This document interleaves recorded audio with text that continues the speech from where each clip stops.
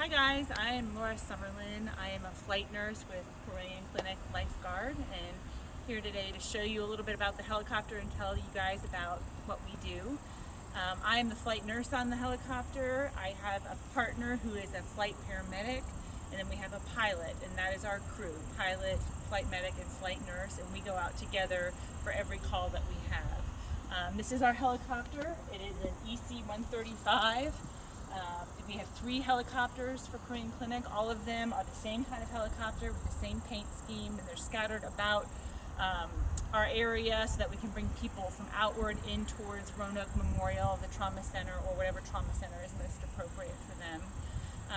We do fly from one hospital to another hospital if a patient is very critically ill and they need to go to a higher level of care or get a service that that hospital they're at doesn't have.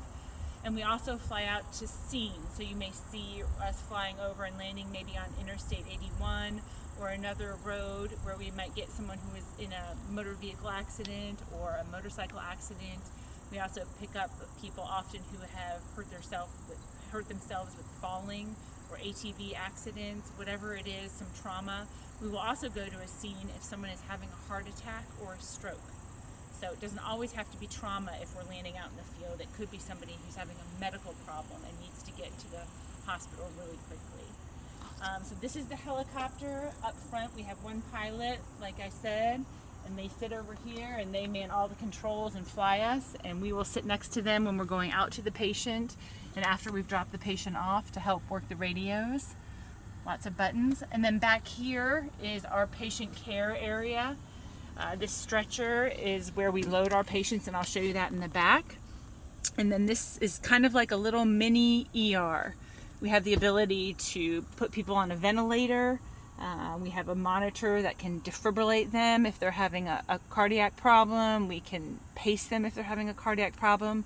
All of our medications are in here. If we get to a scene or to a patient and they aren't breathing well, we can put an airway down for them to help them breathe. And so that's all of these things in here, EKGs, and that's all of our equipment. So the bags back here are the bags you might see us on scene with this big red backpack, and we'll take that up with us to the scene. And that has all of the equipment we need to help with their airway or anything else we need. Radios, oxygen, things like that. And then back here, this is how we get our patients in and out of the helicopter.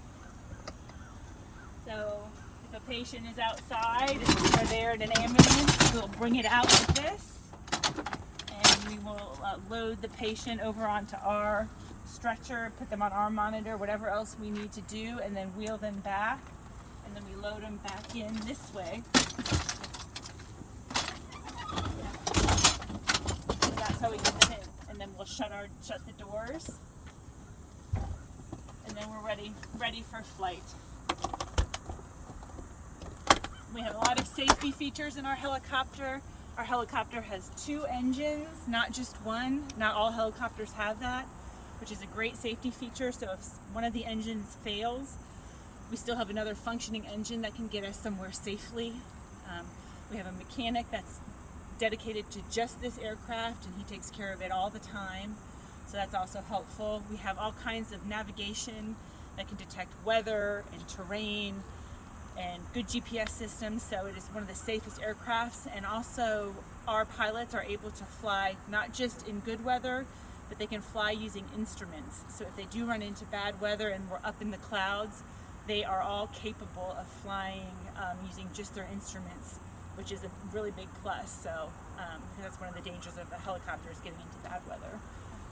And we can fly in rain and snow, but we cannot fly in any rain that has lightning or any conductivity. So that's kind of the parameters, or if there's freezing temperatures.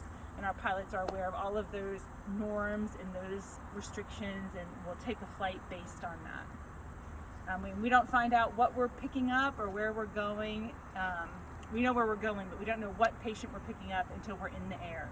And that's because they want us to make our decisions based solely on weather and not be swayed by any other information. Thank you. So thank you all, and if you have any questions, you can let us know or let whoever's with you know, and we can answer them. Good. Thank Oh, you I'm so glad. much.